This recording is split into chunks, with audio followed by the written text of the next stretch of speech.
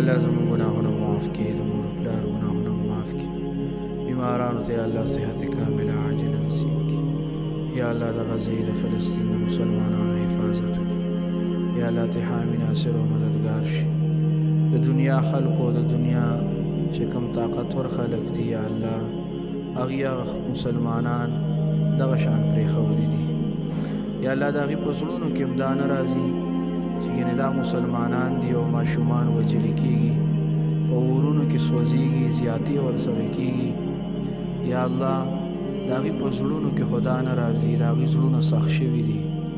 یا الله دغه مسلمانانو ته حامی ناصر او مددگار شي.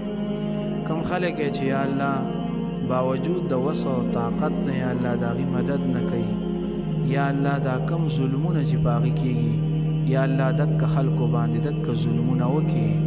یا الله هغې په روټۍ پسې په ډوډۍ پسې په یو نوړۍ پسې نن ترس کېږي، د لوږې نه یا الله مړه کېږي، د تندې نه مړه کېږي.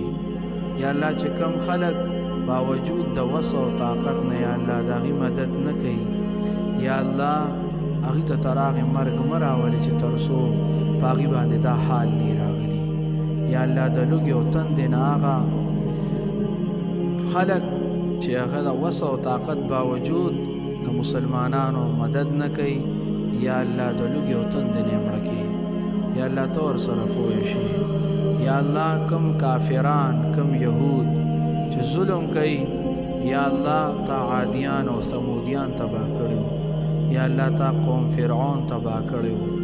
یا الله لوی لوی کافر چې هغې دنیا چیلنج کړې وه چې هل اشد منا قوه، زموږ نه څوک لوی په طاقت کې شته، یا الله تا هغه خلک تباه کړي.